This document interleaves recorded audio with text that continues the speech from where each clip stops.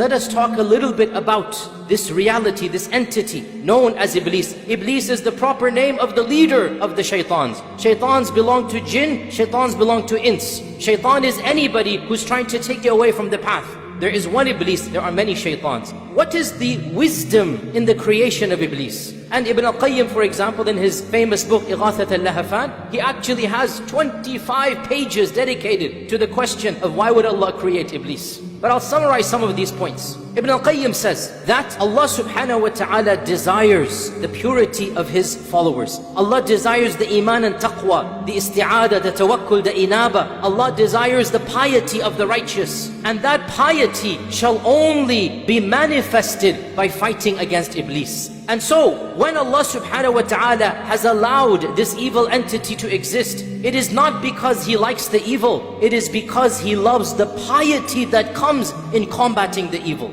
the righteousness that comes in overcoming that evil. Also of the wisdoms is that Allah Azza wa Jal personified evil. Can you imagine if evil were some type of cosmic force? If evil were not an actual created entity, what would we do then? But we have evil personified in one being, one entity. And we thank Allah for this, because we can now feel a sense of consolation knowing that evil is manifested in one makhluk. And this makhluk is not all-powerful. This makhluk is not God. This makhluk is a creation of Allah. And so evil can be conquered when we turn to the one who created this entity. We know that being. We have been told to take precautions against that being. Also of the wisdoms is a lesson for all of us in the story of our father Adam alayhi salam. Iblis is no stranger to humanity. Imagine if we had somebody who showed no enmity to us, no harm to us. We would say, why should we hate this entity? But Allah Azza wa Jal in His wisdom allowed the same entity to be the cause of the downfall of our mother and father. The same entity to do what He did to Adam and Hawa. The same entity to continue to fight every single prophet. And so when we have one particular entity whom history has shown has caused so much damage, then how can we not take precautions? How can we not feel a sense of genuine anger at this entity and turn to Allah to protect ourselves from this entity? Also of the wisdoms of the creation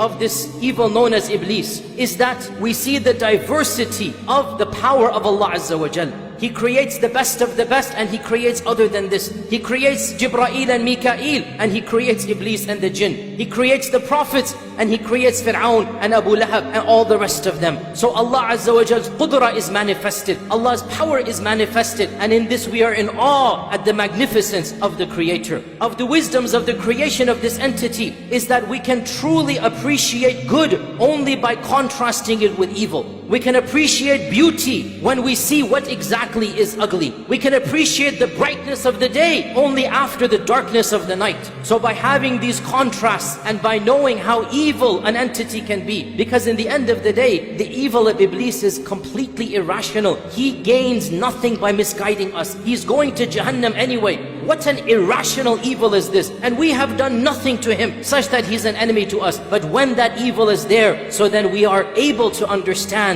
that there's a particular being, a makhluk of Allah, who harbors so much evil that we have to take our precautions. We have to be careful, and this helps us be more righteous. Of the wisdoms as well, and this is a very profound point, brothers and sisters, pay attention to this. Of the wisdoms is that it is actually therapeutic for our own salvation. It is therapeutic for our own betterment. There is a psychological wisdom in having the embodiment, the personification of evil. How so? Because, you know, when you want to overcome a personal problem, when you have committed a major mistake, a major crime, in this environment and complex, psychologists say you can't continue to blame yourself for a past mistake. You have to let go and move on, right? In our case, we don't have to just let go. We can easily and factually and correctly blame Iblis for a sin that we have done. And it is correct, Iblis was the one who misguided us, who gave us waswasa, and use that blame in order to make ourselves empowered to move on to live better lives. Now I have to be clear here. We do not blame Iblis in a court of law. We cannot blame Iblis on the Day of Judgment. It's not going to work. But we can blame Iblis in our personal journey to Allah, in our reflections of our own past, and we think about what we've done, and we say, astaghfirullah, that wasn't me, I'm better than that. That That was from Iblis and the whisperings of Iblis. And if I can cut off Iblis, I can eliminate Iblis, then I am a better person with the help of Allah. And that is factually true. When we have an entity that we can legitimately blame for our own shortcomings of the past, again, this is not a justification of the current, it is not an excuse of the future. But in this dunya, in our journey to Allah, we are not only allowed to, the Quran and Sunnah shows us, we blame Iblis, listen to me carefully, for a past mistake or sin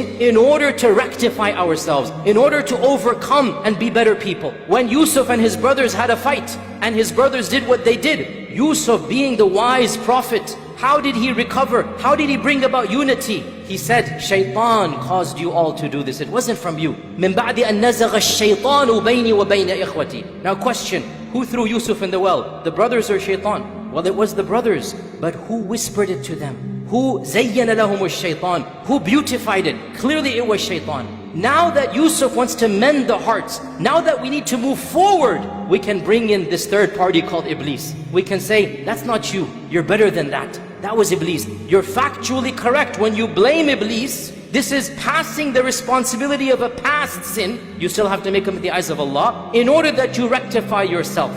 And what a beautiful, amazing, psychological blessing. You are better than this, brothers and sisters. Wallahi, you're better than this. Something happened in the past that is shameful. You committed a sin that really causes you pain. Well, it's good it causes you pain. It's good it causes you shame. But guess what? You need to stop just blaming yourself and realize, yes, Iblis was involved. And you can be better. And your addiction, that's coming from Iblis. That evil that you did, that harsh statement that you said, the physical pain that you caused, the stealing that you did, the sharab, the khamar, everything that you did, it was Iblis's fault. Now be better. Cut him out of your life. Stand up and be a worshipper of Allah. Turn to Allah subhanahu wa ta'ala and blame that evil. A'udhu billahi minash shaitanir rajim. Blame him because you are a better person. This is a beautiful wisdom in the creation and in the manifestation of this entity. Because لَقَدْ خَلَقْنَا الْإِنسَانَ فِي أَحْسَنِ تَقْوِيمٍ. Allah created us good. Allah created us high up. And then shaitan waswas and shaitan misguides. So we get rid of shaitan and we come back to